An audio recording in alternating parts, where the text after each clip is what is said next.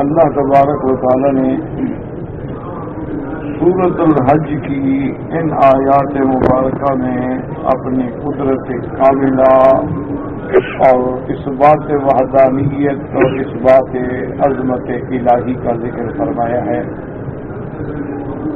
جیسا الحمدللہ ہم سابقہ آیات میں پڑھ چکے ہیں کہ اللہ نے ارشاد فرمایا تھا کہ میرے محبوب رحمت دو عالم آپ پوری دنیا کو باخبر کر دیں کہ انما انا لکم نذیر مبین، مجھے اللہ نے کھلا ڈر سنانے والا بنا کے بھیجا ہے کہ جو اللہ کی وحدانیت پر، انبیاء کی نبوت اور رسالت پہ اور قیامت پہ ایمان نہیں لائیں گے ان کے لیے میں ڈرانے والا ہوں.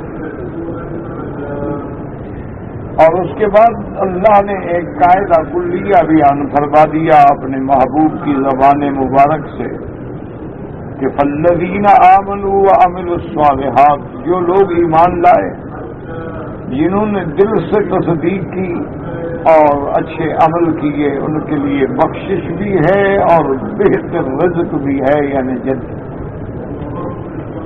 اور اسی طرح فرمایا والذین سعوا فی آیاتنا معاجزین، اور جو لوگ اللہ تبارک و تعالی کی آیات کو مٹانے کے لیے کوشاں ہیں، اولئک اصحاب الجحیم، یہی لوگ ہیں جو جہنم کا ایندھن بنیں گے. اور اصحاب الجحیم کیا ہے؟ یعنی جہنم، النار الموجعہ، وہ آگ جو بڑی دردناک. اور ان آیات مبارکہ کے بعد جہاں حضور کی رسالت کا ذکر ہے، رحمت دو عالم کے انذار و تبشیر کا ذکر ہے، اس کے بعد ایک خاص واقعے کے بارے میں قرآن کی آیات نازل ہوئی. اللہ نے ارشاد فرما دیا کہ میرے محبوب آپ سے پہلے بھی جتنے ہم نے رسول یا نبی بھیجے ہیں، جب وہ اللہ کی آیات پڑھتے تھے تو شیطان کافروں کے دلوں میں اپنی طرف سے کچھ شبہات ڈالتے تھے. پھر اللہ تبارک و تعالی شیطانوں کے شبہات کو مٹا دیتے ہیں اور اپنی آیات کو محکم فرما دیتے ہیں. اور اللہ علم والے بھی ہیں اور حکمت والے بھی ہیں. اور ایسا کیوں ہوتا ہے؟ ورنہ اگر چاہیں تو شیطان یہ وسوسہ بھی نہ ڈال سکیں، یہ شبہات بھی نہ ڈال سکیں، لیکن اللہ نے فرمایا ہمارا امتحان ہے کہ جن کافروں کے دلوں میں شبہات ڈالے جاتے ہیں، جن کے دلوں میں پہلے سے بیماری ہوتی ہے. بیماری سے کیا مراد ہے؟ شرک ہے، نفاق ہے، شک ہے. اور جو لوگ مشرک ہیں، جنہوں نے اپنے ذات پہ، اپنے جانوں پہ ظلم کیا ہے، وہ بہت دور جا پڑے ہیں. اور ان شبہات کے باوجود جو ایمان والے ہیں وہ آیات محکمات پہ ثابت قدم رہتے ہیں. وَلِيَعْلَمَ الَّذِينَ أُوتُوا الْعِلْمَ، تاکہ وہ ظاہر ہو جائیں. ورنہ اللہ تو سب جانتے ہیں کہ جن لوگوں کو ہم نے علم دیا ہے وہ جانتے ہیں انہ الحق من ربک، کہ حق تیرے رب کی طرف سے ہے، اسی کی وہ تصدیق کرتے ہیں. فَتُخْبِتَ لَهُ قُلُوبُهُمْ، انہی کے آگے ان کے دل میں نرم ہوتے ہیں. اور اصل تو میرے محبوب اللہ ہدایت دینے والے ہیں ایمان والوں کو صراط مستقیم کی. اگر اللہ ہدایت نہ دے تو کوئی ہدایت نہیں دے سکتا. انہی آیات کے ضمن میں جیسے میں نے عرض کیا تھا کہ بعض روایات میں یہ واقعہ بھی آتا ہے کہ محبوب دو عالم رحمت دو عالم صلی اللہ علیہ وسلم نے سورۃ النجم کی تلاوت کی. اور جب آپ ان آیات مبارکہ پہ پہنچی افرأیتم اللات والعزی ومناۃ الثالثۃ الاخری، تو بعض روایات میں علماء نے یہ نقل کیا ہے کہ شیطان لعین نے نعوذ باللہ حضور کی زبان پہ یہ آیات کے بعد فوری طور پہ اپنی طرف سے یہ ملا دیا کہ انہن لغرانیک العلی وان شفاعتہن لترتجی. تو کافر بڑے خوش ہو گئے کہ آج تو اللہ کے نبی ہمارے بتوں کی تعریف کر رہے ہیں. تو حضور صلی اللہ علیہ وسلم نے جب سجدہ کیا تو کافر بھی سجدے پہ گر گئے. لیکن یاد رکھیں سب سے پہلا جواب تو ان باتوں کا یہ ہے کہ یہ روایات جو ہیں کسی صحیح سند سے صحیح اسناد سے ثابت ہی نہیں ہے، بلکہ بہت سارے علماء نے فرمایا کہ یہ بھی ایک سازش ہے یہود کی کہ جنہوں نے ایسی احادیث کو احادیث میں ملا دیا ہے، ورنہ اللہ کے نبی پاک ہوتے ہیں کہ شیطان ان کی زبان پہ اپنی طرف سے قرآن بنا کے ڈال دے۔ اللہ کے پیغمبر معصوم ہیں، اللہ تبارک و تعالیٰ کی حفاظت میں ہیں۔ اسی طرح جب وحی لے کے آتے ہیں جبریل علیہ السلام، وہ بھی اللہ کی حفاظت میں ہیں، اس میں کوئی ایک حرف نہ بڑھا سکتا ہے نہ گھٹا سکتا ہے۔ تو اب اس آیت کا ترجمہ کیا ہوگا پھر، کیونکہ قرآن تو کہتا ہے کہ وما ارسلنا من رسول ولا نبی الا اذا تمنى، جب وہ قرات کرتے ہیں القى الشیطان فی امنیتہ، تو شیطان ان کی قرات میں ڈالتے ہیں۔ تو اس کا معنی یہ ہے کہ جب اللہ کے نبی تلاوت کرتے ہیں تو شیطان کافروں کے دلوں میں ڈالتے ہیں، نہ کہ اللہ کے نبی کی زبان پر۔ وہ کافروں کے دماغ میں ڈال دیتے ہیں، دلوں میں ڈال دیتے ہیں، وساوس پیدا کر دیتے ہیں۔ پھر اللہ تبارک و تعالیٰ ان کے شبہات کو آیات بینات سے ہمیشہ کے لیے مٹا دیتے ہیں۔ اور اس کے بعد میرے اللہ آقا نے فرمایا، رحمت خدا رب العالمین نے فرمایا کہ ولا یزال الذین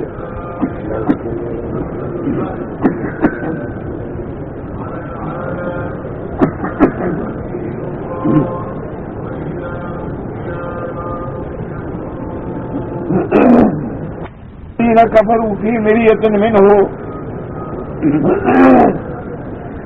اللہ نے فرمایا کہ کافر جو ہیں وہ ہمیشہ شبوں میں رہتے ہیں، شک میں رہتے ہیں،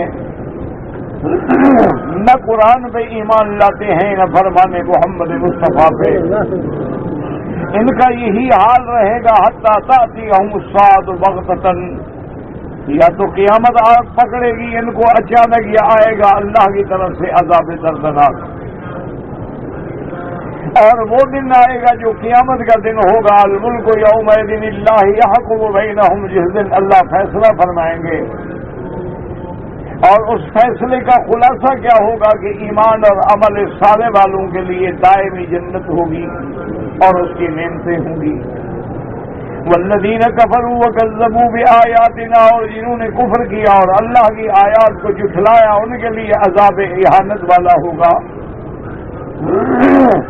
اور اس کے بعد پھر اللہ پاک نے ان لوگوں کا ذکر کیا جنہوں نے اللہ کے راستے میں قربانیاں دی ہیں۔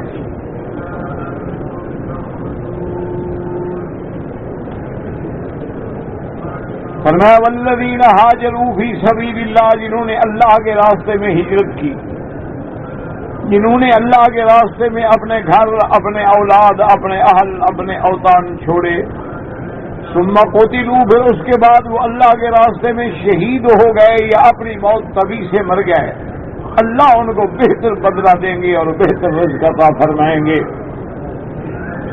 وَإِنَّ اللَّهَ لَهُوَ خَيْرُ الرَّازِقِينَ، اور اللہ تبارک و تعالیٰ ہی سب سے زیادہ بہتر بدلہ دینے والے ہیں۔ اور انہی آیات مبارکہ سے اور اسی طرح کی آیات سے علماء نے فرمایا کہ جو لوگ اللہ کے راستے میں شہید ہو جائیں انہیں مردہ نہ کہو، بلکہ وہ زندہ ہیں اور اللہ کے ہاں رزق دیے جاتے ہیں۔ اسی سے ائمہ نے اور علماء نے اور مفسرین نے استدلال کیا ہے کہ جب اللہ کے حکم سے قرآن پاک کی آیت سے شہید بھی قبروں میں زندہ ہیں تو انبیاء کی شان تو شہیدوں سے بہت زیادہ اور بہت بڑھ کر ہے۔ تو اس لیے اس سے یہ بھی ثابت ہوا کہ انبیاء علیہم السلام بھی حیات ہیں۔ اور یاد رکھیں کہ جیسے حیات کے لیے رزق کی ضرورت ہے تو قرآن کہتا ہے اللہ کے ہاں ان کو رزق بھی دیا جاتا ہے، اور جیسے حیات کی علامت ایک حرکت ہے کہ حرکت ہے تو حیات ہے اور حرکت نہیں تو موت ہے، تو اسی طرح ثابت ہے کہ میرے آقا نے رحمت دو عالم نے فرمایا کہ معراج کی رات مسجد الحرام سے مسجد اقصی جاتے ہوئے مجھے ایک ایسے مقام پر گزر ہوا کہ موسیٰ علیہ السلام اپنی قبر میں کھڑے نماز پڑھ رہے تھے، اور حضور نے یہ بھی ارشاد فرمایا کہ ان کی قبر میں پہچان لوں گا، عند القصیب الاحمر، سرخ رنگ کی ریت کے ٹیلے کے قریب وہ قبر تھی، اور قائم یصلی فی قبرہ، وہ اپنی قبر میں نماز پڑھ رہے تھے تو حرکت بھی ثابت ہو گئی اور رزق بھی ثابت ہو گیا۔ اسی طرح حیات تو تب ہوگی کہ جب اعضاء اور بدن بھی سالم ہو، تو وہ بھی صحیح احادیث مبارک میں ہے کہ ان اللہ حرم اجساد الانبیاء علی الارض، اللہ تبارک و تعالی نے زمین پر انبیاء کے جسم کو حرام کر دیا ہے، زمین انہیں نہیں چھیڑ سکتی ہے۔ اور اسی طرح اور بھی جیسے میں نے سابقہ درس میں خلاصہ درس میں اور بیان کیا تھا اور عرض کیا تھا کہ حضور پاک کا بی بی فاطمہ الزہرا کو تسلی دینا، حضور صلی اللہ علیہ وسلم کا اپنی بیوی کے بارے میں فرمانا کہ جس کا ہاتھ لمبا ہے وہ سب سے زیادہ پہلے مجھے ملے گی، حضرت عثمان رضی اللہ تعالی عنہ کا فرمانا کہ اللہ کے پیغمبر میرے انتظار میں ہیں اور میں افطار ان کے ساتھ کروں گا۔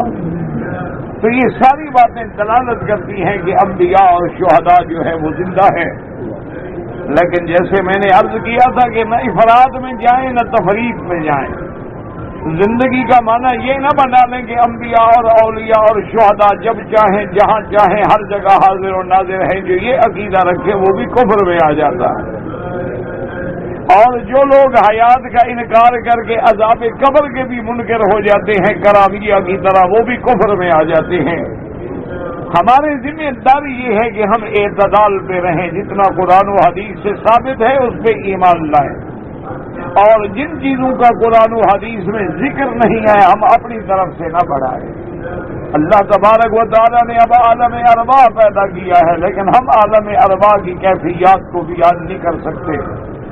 اللہ تبارک و تعالیٰ نے پھر ایک عالم مثال ہے، اسی طرح عالم برزخ ہے، تو یہ مغیبات ہیں، یہ غیب کی چیزیں ہیں، ان کے اندر آدمی اپنے عقل کو نہیں لڑا سکتا ہے۔ جی چیزیں قرآن سے ثابت ہیں، حدیث سے ثابت ہیں، اس پر ایمان لے آئے، نہ زیادتی کرے اور نہ اس میں کسی قسم کی کمی کرے۔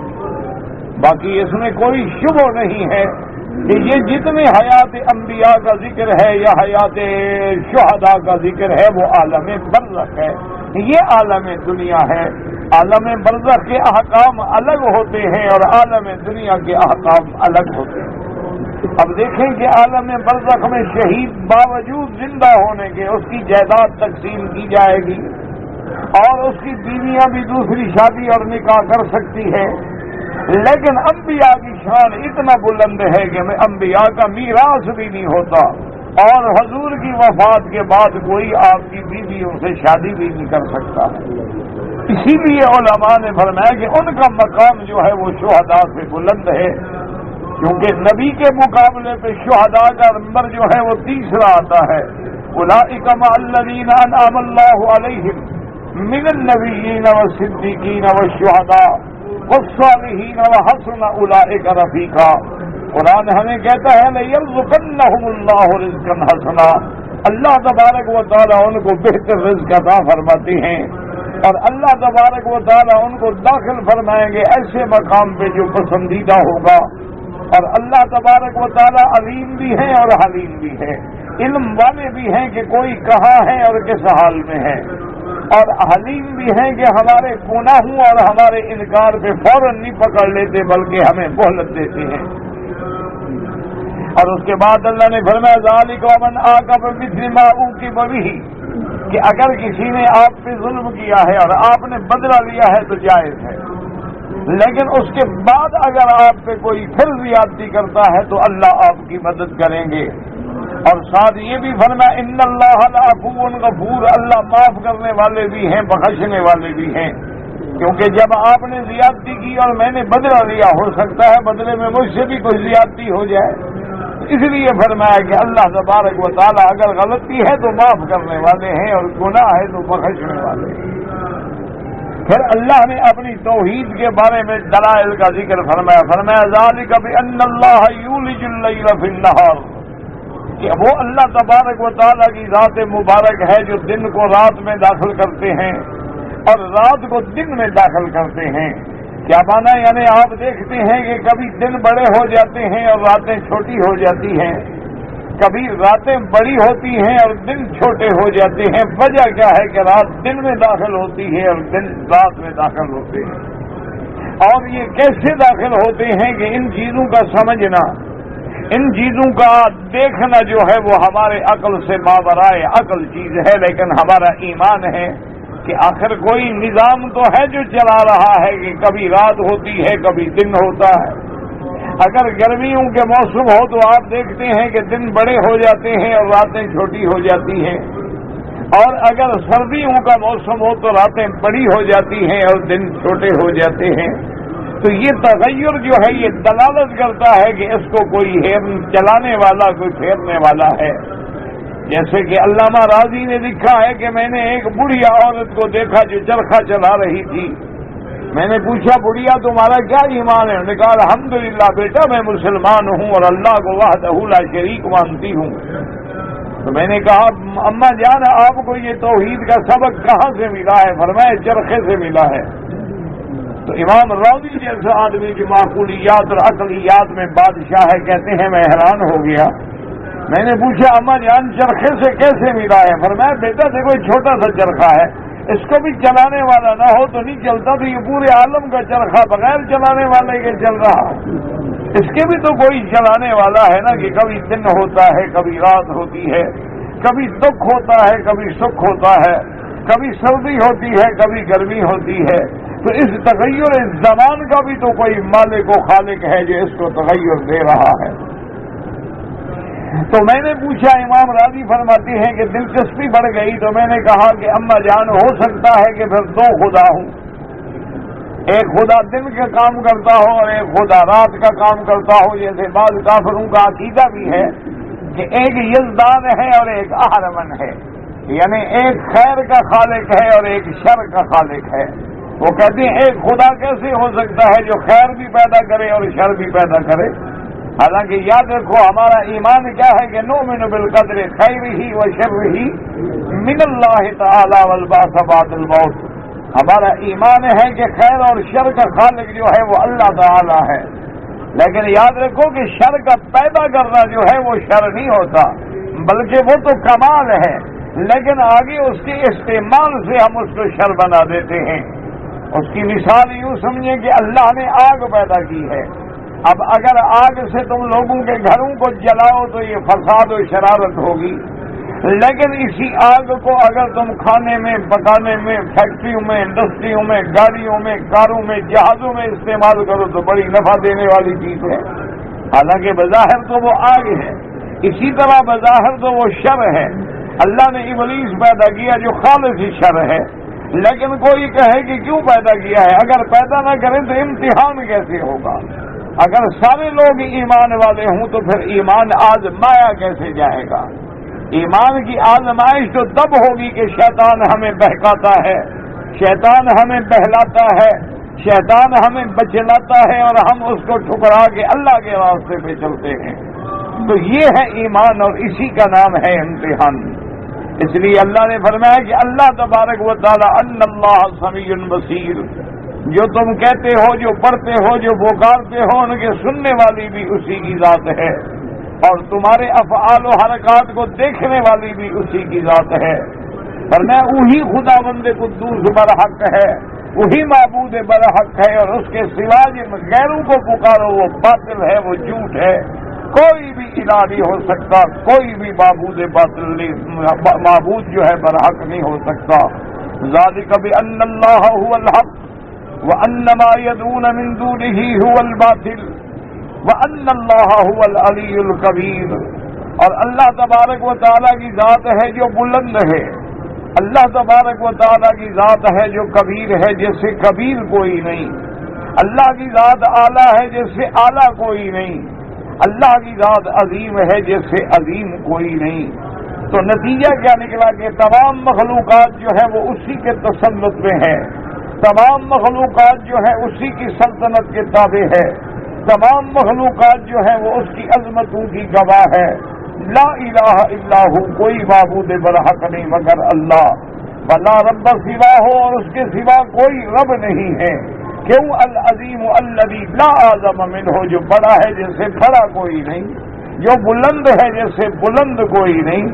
اور اللہ تبارک و تعالی نے فرما دیا کہ یہ ساری صفتیں اللہ کی ہیں، لیکن جو جاہل لوگ جو کافر اللہ کی صفتوں میں شرک کرتے ہیں، اللہ کے لیے بیٹے بناتے ہیں، اللہ کے لیے بیٹیاں بناتے ہیں، اللہ کے لیے بیویاں بناتے ہیں، تعالی و تقدس و تنزہ عز وجل اما یقول الظالمون المعتدون علوا کبیرا۔ اللہ کی ذات پاک ہے، اللہ کی ذات مقدس ہے، اللہ کی صفات میں ہے کہ الاحد الصمد الذی لم یلد ولم یولد ولم یکن لہ کفوا احد، جو ایک ہے، جو غنی ہے اور جو نہ کسی سے پیدا ہوا ہے اور نہ کسی کو جنا ہے، اس کی ذات اکیلی ہے جس کا کوئی شریک نہیں ہے۔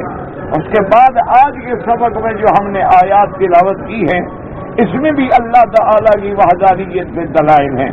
فرمایا الم تر ان اللہ انزل من السماء ماء، الم تر ان اللہ انزل من السماء ماء فتصبح الارض مخضرۃ۔ اللہ نے فرمایا کیا تم نہیں دیکھتے ہو؟ یاد رکھیں، دیکھنے کا معنی یہ ضروری نہیں ہوتا کہ آنکھوں سے دیکھو، کبھی رؤیت بصری ہوتی ہے، کبھی رؤیت علمی ہوتی ہے، اور یہ بارشوں کا گرنا تو ہم آنکھوں سے دیکھتے بھی ہیں۔ فرمایا الم ترى، اے مخاطب کیا تو نہیں دیکھتا؟ ان اللہ انزل من السماء ماء، کہ وہ ذات پاک جو آسمانوں سے جس نے اتارا ہے پانی کو۔ یاد رکھو جو بارشوں کے پانی ہیں یہ آسمانوں سے بھی اترتے ہیں اور بادلوں سے بھی اترتے ہیں، یعنی آسمانوں پر بھی دریا ہیں۔ اللہ تبارک و تعالیٰ جیسے فرماتے ہیں قصہ نوح علیہ السلام میں فَفَتَحْنَا أَبْوَابَ السَّمَاءِ بِمَاءٍ مُنْهَمِرٍ، ہم نے آسمانوں کے دروازے کھول دیے تاکہ وہاں سے جو اس سے پانی اترے۔ وَفَجَّرْنَا الْأَرْضَ عُيُونًا فَالْتَقَى الْمَاءُ عَلَىٰ أَمْرٍ قَدْ قُدِرَ، اور ہم نے زمینوں کو بھی حکم دیا کہ پانی کے چشمے اگلیں، تو آسمانوں سے بھی پانی برسا اور زمینوں سے بھی پانی برسا ہے، تو آسمانوں پہ بھی پانی ہے۔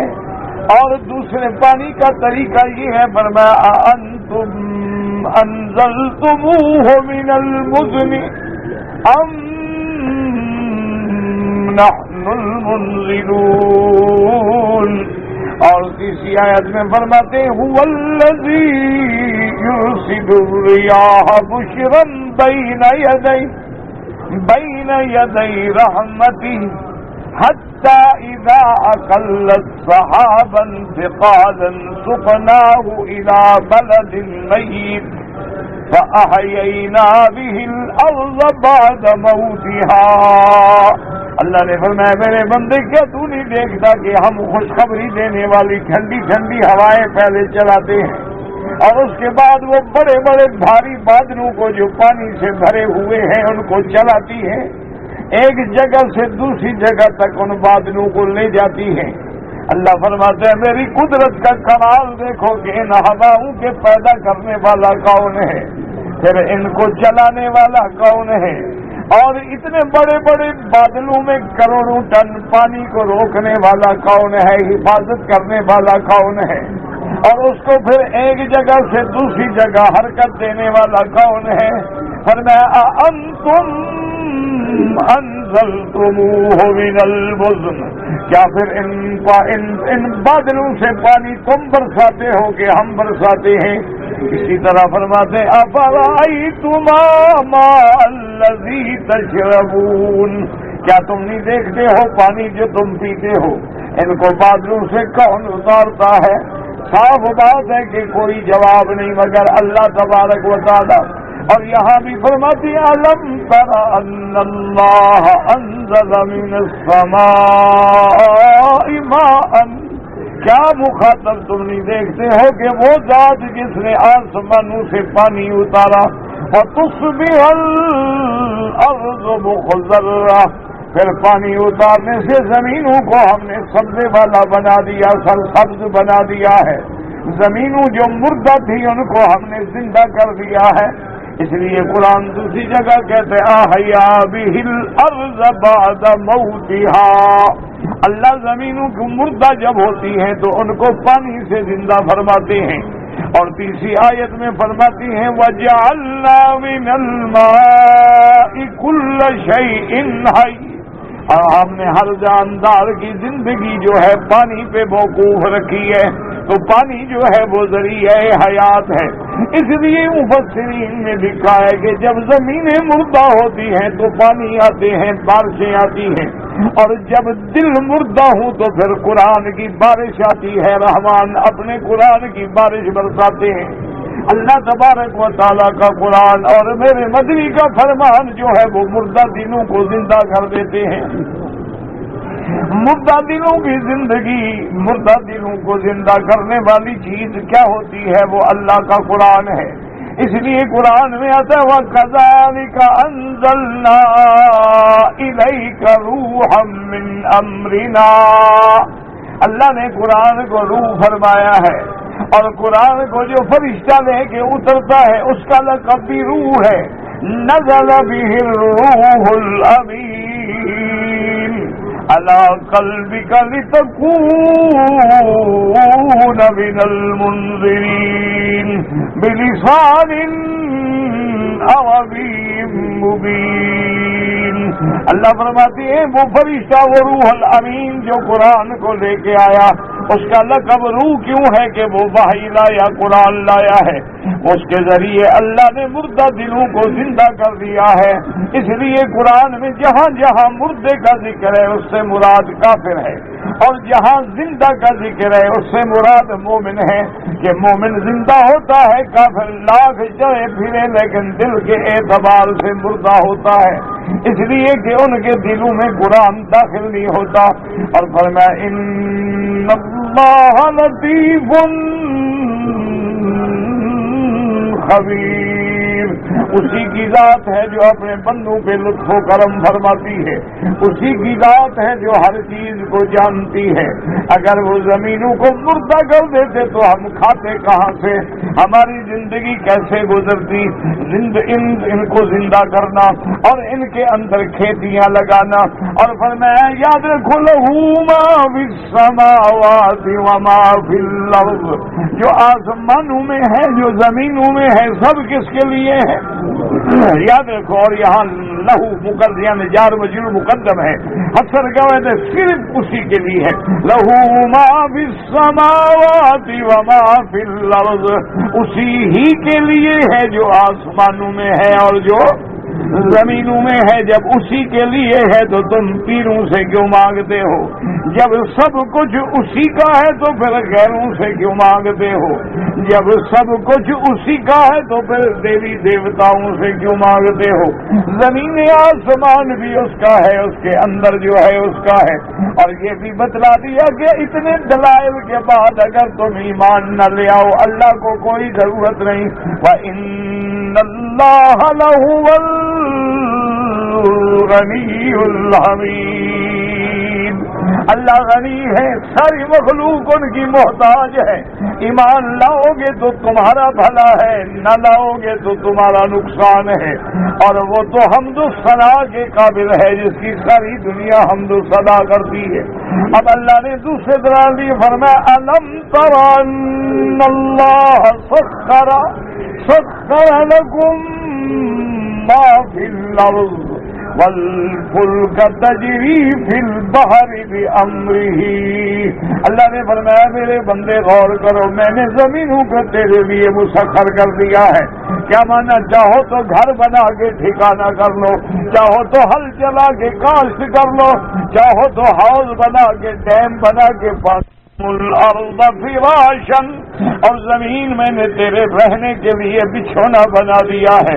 اور کہیں فرماتے الم نجعل الارض مہادا والجبال اوتادا، میں نے زمین کو تیرے لیے جھولا تیرے آرام کی جگہ بنا دیا، جیسے بچے کو جھولے میں آرام آتا ہے تیرے لیے بھی زمین اگر میں زیادہ نرم کر دیتا تو تم دھس جاتے، اگر زیادہ سخت کر دیتا تو تم اس پہ چل بھی نہ سکتے۔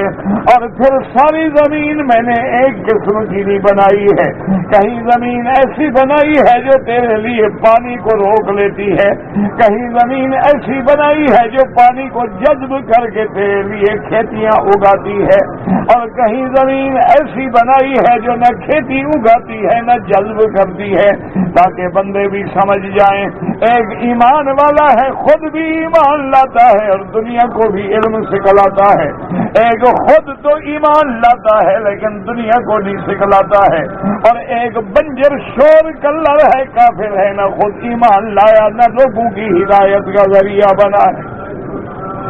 اس لیے فرماتے ہیں الم تر ان اللہ سخر لکم ما فی الارض، اور جو کچھ زمین میں ہے میں نے سب تیرے لیے پیدا کیا ہے، والفلک تجری فی البحر بامرہ، اور دیکھو کہ کشتیاں اس کے حکم سے پانی کے دریاؤں میں چل رہی ہیں کہ لاکھوں من کا سامان لدا ہوا ہے اور پانی کے اوپر تیر رہی ہے، یہ کس کا حکم ہے؟ اگر کوئی کہے کہ جہاز ہم نے بنائے ہیں، انجن ہم نے بنائے ہیں، ہمارے ڈرائیور چلاتے ہیں، اللہ فرماتا ہے جاہل پر غور کر کے تجھے کس نے بنایا ہے؟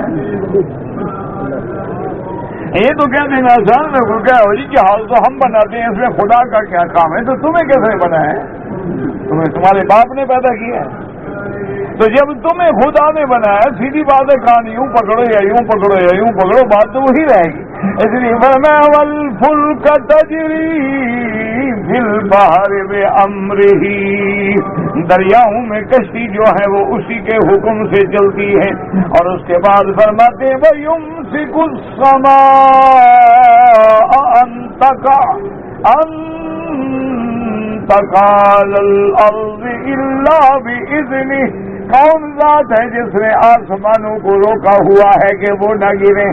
ہاں جب اس کا حکم ہوگا تو پھر گر پڑیں گے آسمان۔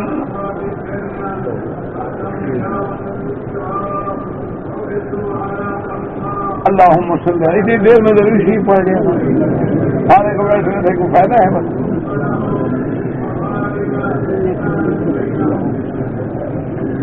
اسی طرح فرماتے ان اللہ یمسک السماوات والارض ان تزولا، اور اسی طرح فرماتے ہیں والسماء بنیناها بأید وإنا لموسعون، دیکھو آسمانوں کو ہم نے اپنے ہاتھوں سے بنایا ہے، فرمایا دیکھو آسمانوں کو کیسے ہم نے روک رکھا ہے کہ گرتے نہیں، مطلب ایک بھی زندہ نہ رہے۔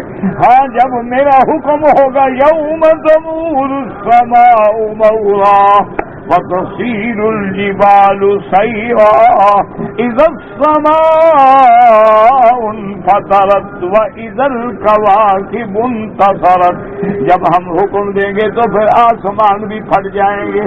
یوم تشقق السماء بالغمام والملائکہ، جب آسمان ایسے اڑیں گے ایسے پھریں گے ریزہ ریزہ ہو کے پھٹ کے زمین پہ گر جائیں گے، ستارے بھی جھڑ جائیں گے، چاند نور بھی بے چاند اور سورج بھی بے نور ہو کے جہنم میں ڈال دیے جائیں گے۔ ان اللہ بالناس لرؤوف الرحیم، یہ سارا نظام کیوں چلایا ہے کہ اللہ مہربانی فرمانے والے ہیں، اللہ نہایت رحم والے ہیں اپنے بندوں پہ۔ اور پھر اللہ نے دلائل دی، فرمایا وَهُوَ الَّذِي أَحْيَاكُمْ، وہی ذات ہے جس نے تم کو زندگی بخشی، تمہارا تو وجود بھی نہیں تھا، تم تو بالکل جیسے مردے کا وجود نہیں، تمہارا بھی ذکر نہیں، وجود نہیں، تم تو ایک پانی تھے، نطفہ تھے، تمہیں زندگی دی، ثم یمیتکم، پھر تمہیں موت دیں گے، ثم یحییکم، اور موت کے بعد تمہیں پھر دوبارہ زندگی دیں گے. لیکن الانسان لکفور، اللہ نے فرمایا میرے محبوب اتنی نعمتوں کے بعد، اتنی دلائل کے بعد انسان بڑا ناشکرا ہے کہ پھر مجھے چھوڑ کے کبھی قبروں پہ جھکتا ہے، کبھی غیروں کی منتیں مانتا ہے. اس سے بڑا ناشکرا کوئی ہو سکتا ہے کہ اللہ کو چھوڑ دے، اللہ کو بھول جائے اور اللہ کے مقابلے اڈے چلا لے کہ اگر کعبے کا طواف ہے تو قبر کا بھی طواف ہے، اگر اللہ کا سجدہ ہے تو پیر کا بھی سجدہ ہے، اگر اللہ کے لیے نظر نیاز ہے، منت ہے، قربانی ہے تو پیر کے لیے بھی نظر نیاز ہے، اگر اللہ کے نام پہ ذبح ہے تو غیر کے نام پر بھی ذبح ہے. ہر مقام پہ خدا کے تقابل میں کھڑا ہے. اس سے بڑا ناشکری کیا ہوگی اور اس سے بڑا جہود اور کفور کیا ہوگا؟ اس لیے اللہ فرماتے ہیں اللہ تعالی الانسان حین من الدہر لم یکن شیئا مذکورا انا خلقنا الانسان من نطفۃ امشاج نبتلیہ فجعلناہ سمیعا بصیرا انا ہدیناہ السبیل اما شاکرا و اما کفورا. اللہ نے فرمایا ہم نے بندے کو پیدا کیا، ہم نے قوت سامعہ دی، ہم نے قوت باصرہ دی، ہم نے والدہ کے پیٹ سے نکلنے کا راستہ دیا، اور جب ہم نے انسان کامل بنا دیا تو اب جناب کبھی مانتے ہیں کبھی نہیں مانتے ہیں، یا بعد شکر کرتے ہیں اور بعد کفر کرتے ہیں. دعا کریں اللہ ہمیں ماننے والوں میں بنائے. اللہم اجعلنا من المؤمنین، اللہم اجعلنا من الشاکرین، اللہم لا تجعلنا من الکافرین الجاہلین الغافلین برحمتک یا ارحم الراحمین. واللہ اعلم.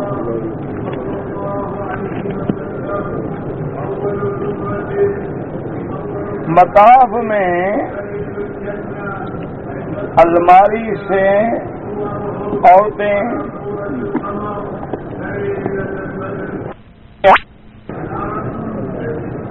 قرآن شریف دھوپ سے گرم ہو جاتا ہے، کعبہ جو گرم ہو جاتا ہے اس کا کیا کریں؟ حاجی جو گرم ہو جاتا ہے اس کا کیا کریں؟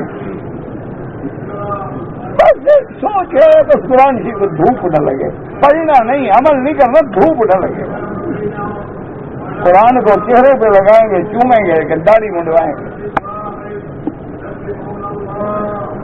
نہیں، اگر داڑھی منڈا کے پھر منہ کو لگانا ہے تاکہ قیامت میں گواہی دے قرآن کے، دیکھے میں نے داڑھی منڈائی اور تیرے قرآن کو گواہ دیا. دھوپ کا بڑا فکر کھا رہا ہے بیچارے. کہتے جی اللہ جب ہر چیز پہ قادر ہے تو فرشتوں کو نظام چلانے کے لیے کیوں مقرر کیا؟ یہی تو قدرت ہے. اپنے نوکر رکھے ہیں تو بادشاہوں کے نوکر نہیں ہوتے. اس کا معنی ہے نوکر نہ ہوں تو بادشاہ کیوں ہوا؟ بادشاہ اٹھ کے سارے کام خود کرے. عجیب بات ہے.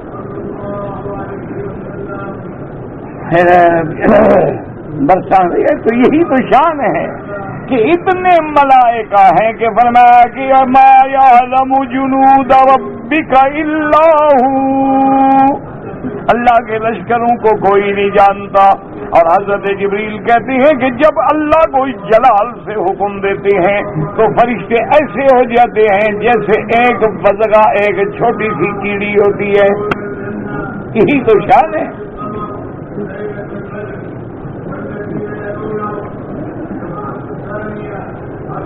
کہتے جی کہ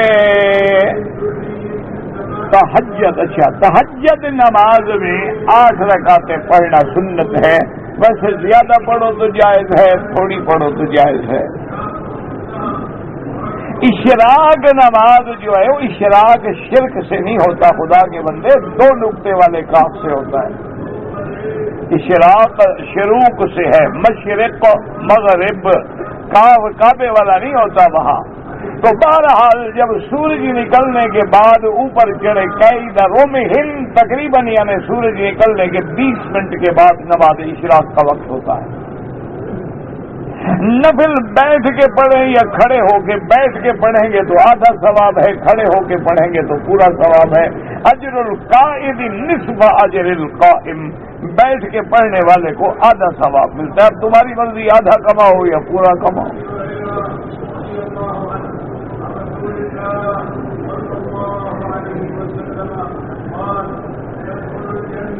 کہتے ہیں جی کہ ہم ٹکٹ لے کے آئے ہیں میاں بیوی عمرے پہ اور انہوں نے ہمیں ایجنٹوں نے جگہ بھی نہیں دی. تو یہ مولوی کا مسئلہ تو نہیں ہے.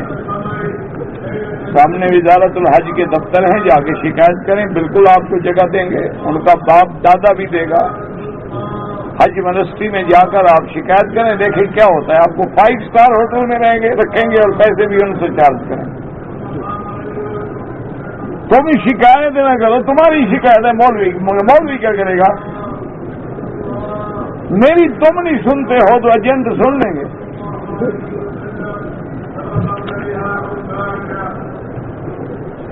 اگر ہم حج پہ آئیں تو مدینہ منورہ میں 40 نمازیں. بابا 40 نمازوں کا زیارت سے کوئی تعلق نہیں. آدمی صبح کو جائے اور ظہر سے بھی پہلے واپس آ جائے تو ٹھیک ہے، کوئی بات نہیں. لیکن 40 نمازیں پڑھنے کی بہت بڑی فضیلت ہے، اللہ نصیب کرے. جبل سور، جبل رحمت، جبل نور ہیں، یہاں پہاڑ ہیں، بالکل ہیں. کل گاڑی لے لو، جا کے دیکھو. نماز جنازہ میں سلام ایک پھیرے تو نماز مکمل ہو جاتی ہے، لیکن امام ابو حنیفہ رحمۃ اللہ علیہ کے نزدیک 2 سلام ہیں. اور یہ تو صاف بات ہے، جتنے کلمے زیادہ ہوں گے اتنے اجر زیادہ ہوگا. عمرے کے بعد حج فرض ہو جاتا ہے. قانون تمہارے ہاتھ میں تھوڑا ہے. عمرہ کرو، جاؤ اپنا، پھر جب اللہ حج نصیب کرے آ جانا. ماہواری کی حالت میں عورت مسجد کے اندر آ سکتی ہے، تمہارے ملک میں نہیں جاتی، مکے کی مسجد میں آ سکتی ہے. عجیب بات ہے. ناپاک ہے، نہیں آ سکتی، سیدھی بات ہے. مدینہ شریف میں سنا ہے، آپ کی روایت ہے. ہاں جی، آپ نے بالکل ٹھیک سنا ہے. لیکن اللہ کی شان ہے کہ اب حرم بڑھا رہے ہیں تو اس میں ٹوٹ گئی ہے، توڑ دی گئی ہے، اور ابھی تک اس کا کوئی متبادل بھی نہیں ملا اور پیسہ بھی نہیں ملا. دعا کریں اللہ کو انتظام کرے تاکہ ہم جلدی سے وہ بات بنا سکیں. حضرت ابراہیم علیہ السلام کی قبر کہاں ہے؟ کعبے کے بعد ابھی تک قبریں نہیں چھوٹی. جب کعبہ مل گیا، قبر ڈھونڈنے کی تکلیف کیا ہے؟ آپ قبر جناب ان کی ابراہیم الخلیل شام میں ہے. حضرت اسماعیل کی قبر اللہ عالم. جو حتیم میں کہتے ہیں وہ جھوٹ بولتے ہیں. اگر حتیم میں قبر ہوتی تو حضور اس کے اوپر پاؤں رکھ کے کھڑے ہوتے. اللہ کے نبی نے حکم دیا ہے کہ قبروں پہ پاؤں نہ رکھو، قبروں پہ ٹیک نہ لگاؤ، قبروں پہ نہ چلو. اگر یہاں انبیاء کی قبریں ہوتی تو حضور اوپر چل کے طواف کرتے. لیکن کیا کریں جی، کعبے کے اندر بٹھا دو پھر بھی قبر ڈھونڈیں گے. جی یہاں کس بزرگ کی قبر ہے؟ ساری زندگی جو قبروں سے تعلق رہا ہے، کیا کریں غریب. حضور کی بیویاں کتنی تھیں؟ 9 نکاح 11 ہیں، لیکن جب وفات ہوئی تو 9 بیویاں تھیں.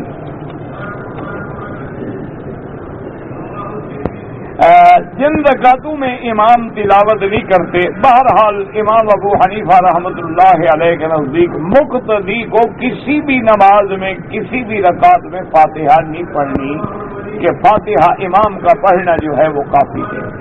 اور امام احمد ابن حنبل رحمۃ اللہ علیہ فرماتے ہیں کہ جہری نمازوں میں تو نہ پڑھیں، البتہ سری میں پڑھ سکتے ہیں.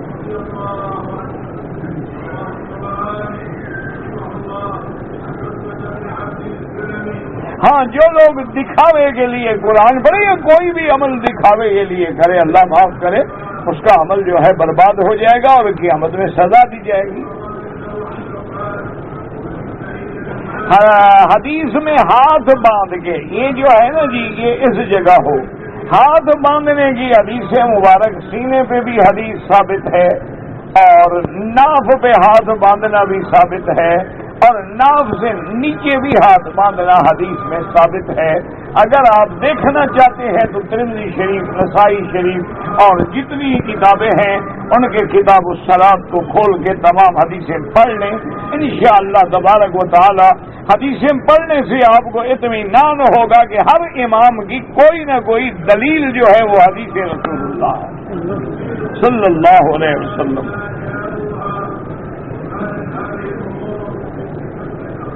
میں نے ایک بھینس کا بچہ پالا تھا کہ صدقہ کروں گا، تو اب اس کو ذبح کروں یا بیچ کے صدقہ، جیسے تمہاری مرضی ہو کر سکتے ہو.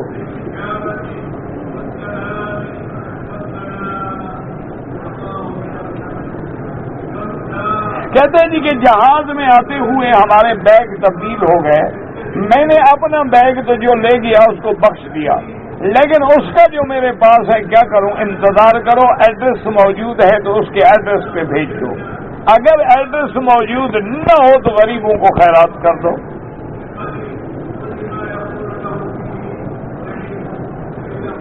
کہتے جی کہ بعض لوگ جو ہیں داڑیاں بھی منڈواتے ہیں اور پینٹ پہن کے انگریزی لباس پہن کے روضہ مبارک پہ جاتے ہیں صلاۃ و سلام پڑھنے کے لیے. انتہائی گستاخی، بے ادبی، بلکہ بے حیائی.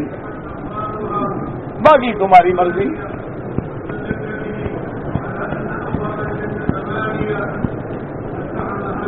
اگر کوئی آدمی ہمارا رشتہ دار ہے اور اس کی کمائی حرام ہے، وہ ہمیں دعوت کرتا ہے، یہ دیکھو کہ حرام کے علاوہ کوئی حلال کی آمدنی بھی اس کی ہے یا نہیں. اگر ہے تو پھر ہم جائیں، اگر 100% حرام کی کمائی ہے تو نہ جائیں.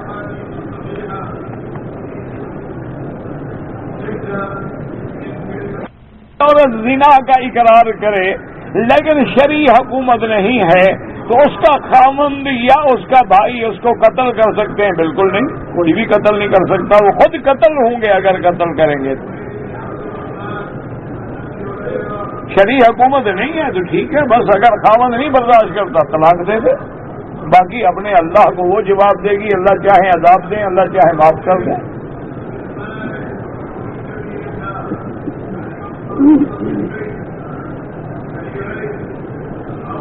والد کی اپنی ماں نہیں بلکہ دوسری ماں دودھ پلائے، وہ بھی ماں بن گئی. اس کی جتنی اولاد ہے بھائی بہن بن گئے. کسی لڑکی کو نانی دودھ پلائے یا دادی پلائے یا چاچی پلائے یا تائی پلائے، جب دودھ پلایا ماں بن گئی. اس کی جتنی اولاد ہے وہ تیری بھائی بہن بن گئی، چاہے تیرے ساتھ دودھ پیا ہو یا نہ پیا ہو. مثلا تم نے دودھ پیا، اس کی 10 بچے ہیں، 5 لڑکے ہیں، 5 لڑکیاں ہیں، تیرے لیے 10 کے 10 بھائی بہن ہیں.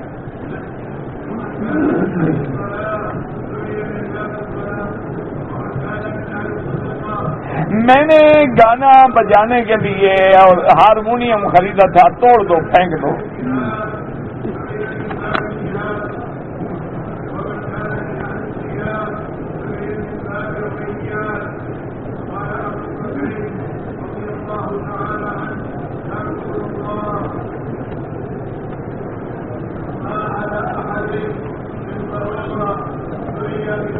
بھائی یہ بہرحال اگر ایک عورت کو 3 طلاق ہو گئی، اس کے بعد اس کی دوسری جگہ شادی ہو گئی اور وہ بھی نکاح غلط تھا، اس کا بھانجا تھا، تو بہرحال اگر اب اس کے بعد وہ طلاق دے دے اور عدت گزرنے پر پہلے شوہر سے شادی کر سکتی ہے.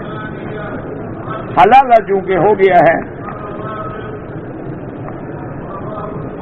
ایک آدمی نے اپنی بیوی کے سینے پہ منہ رکھ کے چوسا تو دودھ آ گیا، کچھ نہیں ہوتا، بالکل مزے کرو. دودھ تب اثر کرتا ہے جب آپ کی عمر 2 سال ہو. بڑے ہو گئے دودھ پیتے رہو، بیوی کی بیوی ہے، بکری کی بکری ہے، کئی فائدے ہو گئے. بلکہ جو دوست ہوں نا ان کو بھی پلایا کرو. کیا خیال ہے بھائی؟ دوست ہیں ان کو چائے بنا کے پلا دو. چلو وہاں منہ نہ لگانے دو، چائے تو بنا کے پلا دو. انا للہ. اور فلمیں دیکھو انشاءاللہ بہت کچھ پینا پڑے گا. ابھی تو دودھ ہے نا، فکر نہ کرو. انگریز کی نقل کرو گے پیشاب تک پہنچ جائے گا. یہ تو میرے مدنی کی تہذیب ہے نا کہ بی بی عائشہ کہتی ہیں واللہ ما رأى منی، کہتی ہے خدا کی قسم ہے میرے محبوب نے میرے بدن پہ کبھی نظر نہیں ڈالی. اور فرماتی ہے واللہ ما رأیت منہ، اور خدا کی قسم ہے کہ میں نے بھی ساری زندگی محمد مدنی کا بدن نہیں دیکھا. یہ ہے تہذیب محمدی، اور وہ ہے تہذیب فرنگی. کبھی دودھ پی رہے ہیں، کبھی پیشاب پی رہے ہیں، کبھی چاٹ رہے ہیں، کبھی چوم رہے ہیں. بڑی قیمتی جگہ ہے جی، فائدہ اٹھائیں.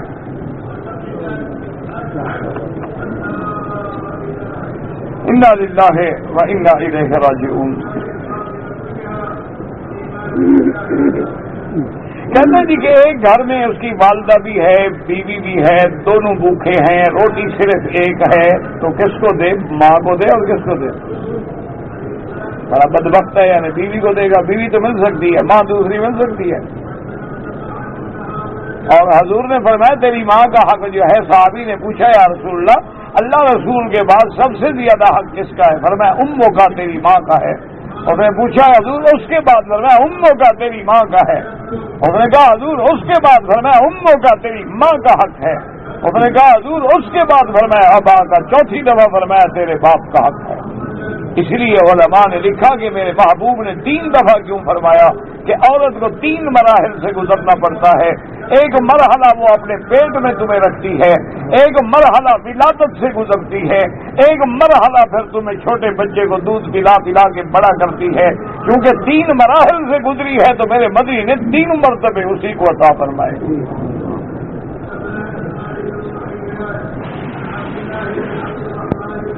مقتدی امام کے پیچھے خاموش رہے، ورنہ امام کھڑا کیوں کیا ہے آخر؟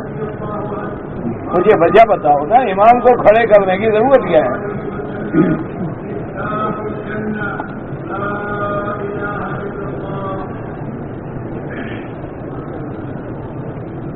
خاوند بیوی کا نان نفقہ پورا کرتا ہے. اگر خاوند بیوی کام کرتی ہے اس کی تنخواہ، بیوی تمہارے خرچے کی ٹھیکیدار تھوڑی ہے کہ وہ تنخواہ لے کے تمہیں دے. تم ذمہ دار ہو اس کے خرچے کے. ہاں یہ ضروری ہے کہ تیری اجازت کے بغیر وہ نوکری نہیں کر سکتی، اور اس جگہ بھی نوکری نہیں کر سکتی جہاں اس کی عزت کو خطرہ ہو یا غیر مردوں سے ملنا جلنا ہو.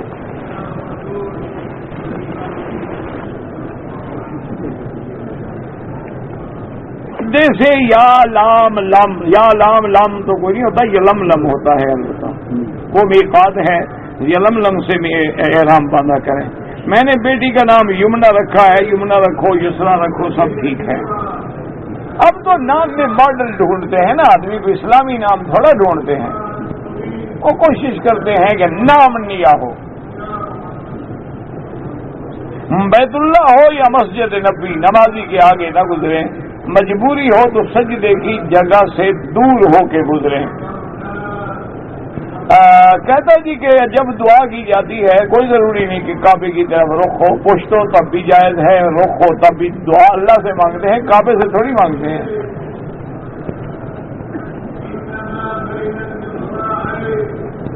اگر کوئی آدمی مسجد عمرہ سے، عائشہ سے عمرہ احرام باندھ کے دوسرے کے لیے عمرہ کرے انشاءاللہ وہ بھی جائز ہے، لیکن زیادہ طواف کرو.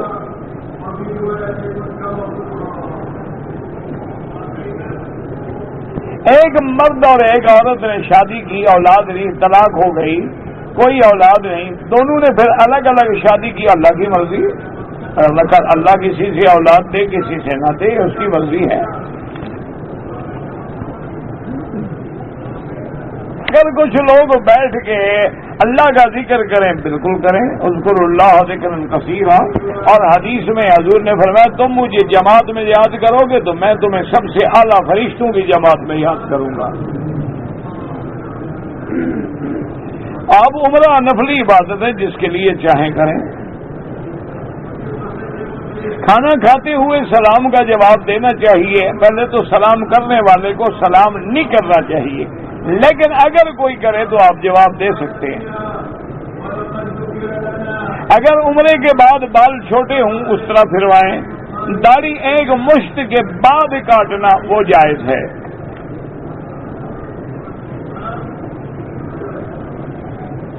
اگر ایک آدمی بچے نے پیشاب کر دیا، نماز کی حالت میں اس کا پورا ہاتھ پیشاب میں ڈوب گیا تو وہ دوبارہ نماز پڑھے. اونٹ کو کھڑا ہو کے ذبح کرنے کا حکم ہے، اس کی وجہ کیا ہے؟ لٹا کے دیکھو تمہیں سمجھا دے گا وجہ. تم اونٹ کو پکڑ کے لٹانے کی کوشش کرو، پھر تمہیں جب سمجھا دے تو مسئلہ پوچھنے آ جانا. انشاءاللہ وہی وہ ختم کر دے گا، پوچھنے کی ضرورت ہی نہیں پڑے گی۔ اونٹ کا گرانا اور لٹانا آسان کام ہے۔ اب یہ بھی مسئلہ ہے کہ بھی کیوں لٹائیں؟ زمزم میں دوسرا پانی ملا دیں، بالکل ملا دیں، کوئی منع نہیں، بلکہ اپنے محلے میں جا کے کنویں میں ڈال دو، 100 لوگوں کو پیتے رہو، خلاص سب کے لیے زمزم لے آیا ہوں۔ اللہ کے بندے جس کو دینا ہے خالص دو، جائے تھوڑا سا دو۔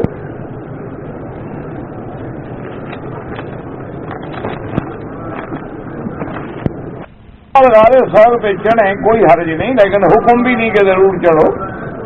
اگر ایک آدمی سمجھتا ہے کہ یہ وہ جگہ ہے جہاں قرآن اترا ہے، وحی آئی، حضور پاک بیٹھے ہیں، میں جا کے دیکھوں تو کوئی حرج نہیں، لیکن وہاں جا کے بدعات نہ کریں۔ جو لوگ کپڑے باندھتے ہیں، فوٹو ڈالتے ہیں، درخواستیں پھینکتے ہیں، وہ سب چیزیں جائز ہیں۔ قسطوں میں گاڑی خریدیں، بالکل جائز ہے۔ کہتے ہیں جی کہ بعض علماء جو ہیں حنفی علماء کو کیسٹوں میں گالیاں دیتے ہیں، ان کے پاس اندر جو کچھ ہوگا وہی نکلے گا نا میرا بھائی۔ دیکھو نا، اب اس پیالی میں چائے ہے تو گرائیں گے تو چائے گرے گی نا، دودھ ہے تو دودھ گرے گا، گالیاں ہیں تو گالیاں نکلیں گی، کوئی قصور تو نہیں ہے۔ جو جس کے پاس مال ہے وہی بیچے گا نا۔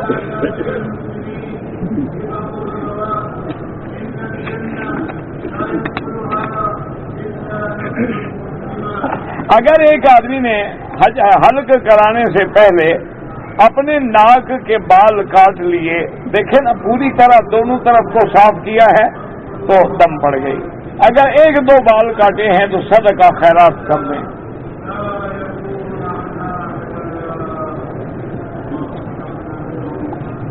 کہتے مدینہ منورہ سے میں نے احرام باندھا ہوا تھا، میں نے داڑھی کو ہاتھ لگایا تو بال گر گیا، کچھ بھی نہیں ہوتا، وہ مردہ بال ہوتا ہے۔ جو ہاتھ لگانے سے وضو کرنے سے گر جائیں وہ مردہ ہوتے ہیں۔ حکم ہے کہ ہم خود نہ کھینچیں، خود نہ کاٹیں، خود نہ اس طرح پھیریں، ہاتھ لگانے سے گر جائے۔ میرے لیے دعا کریں، اللہ اولاد دے، اللہ ہر بے ولد کو اولاد دے، اور جن کی اولادیں ہیں صالح بنائے، جو بیمار ہیں شفا دے۔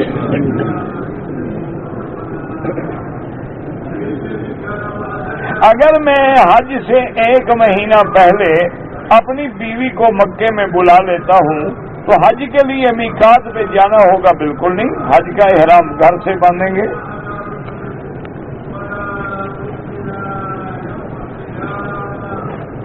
بیوی کہتی ہے کہ یا داڑھی منڈاؤ یا مجھے طلاق دے دو، پھر بہتر ہے طلاق دے دو۔ اللہ کے نبی کے سامنے جانے کا خیال رکھو، بیوی کا کوئی، بیویاں تو کئی مل جائیں گی، اور نبی کو ناراض کر کے بیوی کو راضی کرو گے تو جہنم ہے۔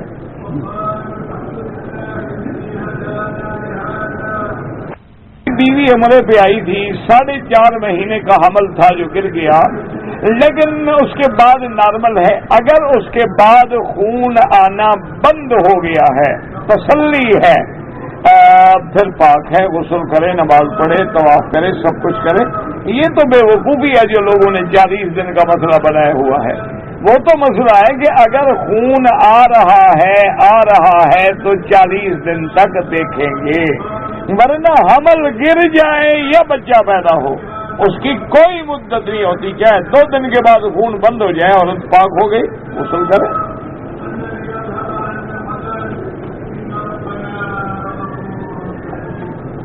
مجھے احرام باندھنے کے بارے میں علم نہیں تھا، یہاں سے آ کے پھر میں نے مسجد عائشہ سے احرام باندھا۔ یہ کیسے علم ہو گیا مسجد عائشہ والا؟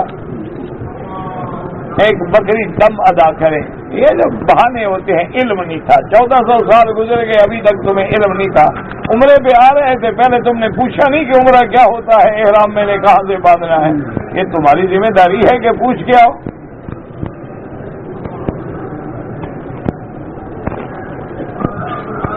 اللہ تعالیٰ نے وحی حضرت علی کے پاس بھیجا تھا، کہاں لکھا ہوا ہے؟ نہیں، پھر حضرت علی خاموش رہے، تمہیں 1400 سال کے بعد جوش کیوں آ گیا؟ حضرت علی نے تو نہیں کہا زندگی میں کہ وحی میرا تھا، حضور آپ لے گئے۔ حضور کے بعد بھی نہیں کہا، اپنی ساری زندگی میں نہیں کہا۔ تمہیں 1400 سال کے بعد جبریل ملا ہے یا کسی کے ساتھ بات ہوئی ہے تمہاری؟ ایسے گھڑنتو ہیں، لوگوں نے قصے بنائے ہوئے ہیں۔ اگر ظہر کی 4 سنتیں پہلے رہ جائیں تو امام ابو حنیفہ رحمۃ اللہ علیہ کے نزدیک یہ سنن مؤکدہ ہیں، نماز ظہر کے بعد پڑھیں۔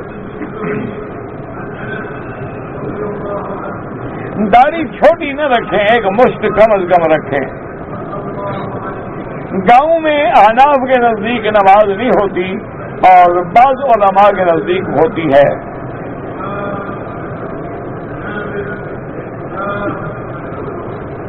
اگر کسی نے کہا کہ میری بیوی تو اس شادی میں آئی تو طلاق ہے، حنفیوں کے نزدیک طلاق ہو جائے گی، لیکن رجوع کر دے بس، کوئی مسئلہ نہیں۔ اگر عمرے کے بعد اپنے سر پہ اس طرح پھیر لیں جائز ہے۔ عمرہ کرنے کے بعد احرام کی چادریں دھونا ضروری ہے، بالکل ضروری نہیں، کوئی گناہ کا کام کیا ہے، پلید ہو گئی ہے کہ دھویا جائے۔ ربنا تقبل منا انك انت السميع العليم وتب علينا انك انت التواب الرحيم اللهم اجعلنا من المسلمين